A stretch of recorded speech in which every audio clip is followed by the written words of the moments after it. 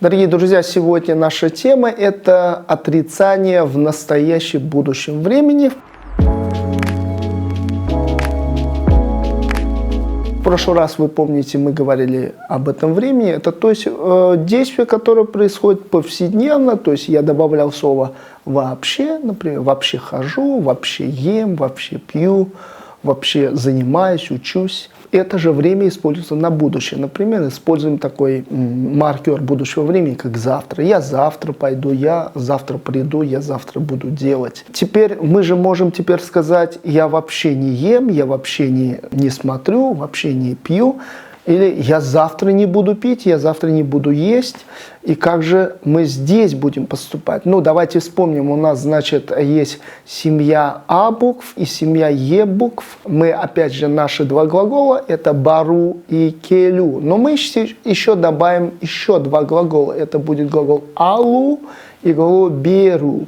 Смотрите, вы видите, что «бару» и «алу» – это твердые глаголы, это семья А букв, и «келю» и «беру» – это мягкие. Соответственно, мы как бы должны, помните, добавить либо А, либо Е. Но здесь будут совсем немного другие окончания. Вы запомните следующий ряд окончаний. Это, смотрите, «май», «мей», «бай», «бей», «пай» и «пей». Ну, уже 6, да. Но так получилось. Но теперь, как же нам выходить из этой ситуации? Смотрите, я дал «бару», «келю», «беру» и «алу». Смотрите, все они заканчиваются на букву либо «р», либо «л», да? И тут есть особенность. Оказывается, теперь выбор перед нами стоит так: «май» или «бай» или «пай». Ладно, мы поняли, что это твердый звукоряд. «Мей», «бей» или «пей». Так «мэ», «б» или «п». Друзья, «мэ» всегда пойдет после гласной буквы, либо после «р» и «л». Это будет всегда так. И поэтому смотрим, смотрите, берем «бару», убираем букву «у», «бар», «май» или «бай» или «пай». У нас «р», «бармаймен». То есть это переводится «я не пойду». Давайте ты не пойдешь. «Бармайсен». Ты не пойдешь. Давайте вы не пойдете. «Бармайсес». И не пойдет теперь он, ол, бармайда. Друзья, и теперь возьмем мягкое слово «беру», убираем «у», остается «бер». Теперь мы смотрим «мей», «бей» или «пей». Конечно, «мей», потому что у нас слово заканчивается на «р».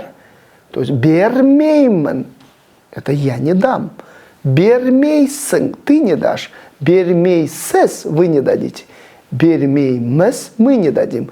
И «бермейде» он не даст. Друзья, и вот перед нами становится вот эта проблема «м», «б», «п», да, «ма», «ба», «па», «ме», «бе», «пе», «мен», «бен», «пен», «мен», «бен», «пен». И этого будет очень много, где конкурируют буквы «м», «б», «п». И мы запомнили, что «м» всегда после гласных плюс «р» и «л». Теперь мы должны понять, а где же «б» и «п». Друзья, и как же нам понять? «Б» и «п» это что-то уже знакомое в русском языке. Это же звонкая и глухая пара, как бы разновидность одного и того же звука. «Б», «п». И часто мы в языке чувствуем, где «б», где «п». Знаете, и это мы можем сильно даже об этом не говорить, но как бы «б» будет после звонких, а «п» после глухих. Уже получается согласных, да, уже негласных. И вот смотрите, мы сейчас возьмем два глагола еще. Это глагол «кету» – уходить и «сату» – продавать. И давайте посмотрим. «Кет» убираем «у», у нас остается «т». «Кет», «сату» остается тоже «т». И это негласное, значит, уже нельзя прибавить «ма» или «ме». И мы прибавим «бай» или «бей». Посмотрите. «Кет» «бей» что-то не звучит, потому что «т» сама глухая. «Кет пей», смотрите, как гладко идет. «Кет пеймен» я не уйду. «Кет пейсин» ты не уйдешь. «Кет пейсис» вы не уйдете. «Кет пейде» он не уйдет. Теперь давайте «сату». «Сат паймен» я не продам. «Сат пайсин» ты не будешь продавать. «Сат пайсис» вы не будете продавать. «Сат пайде» он не будет продавать. Друзья, вот так. И теперь мы сделаем так, чтобы заработала все-таки буква «Б». Это будет глагол «жазу» и глагол «жезу». «Жазу» — это писать, «жезу» — это плавать. И смотрите, убираем «у», «жаз», «жез».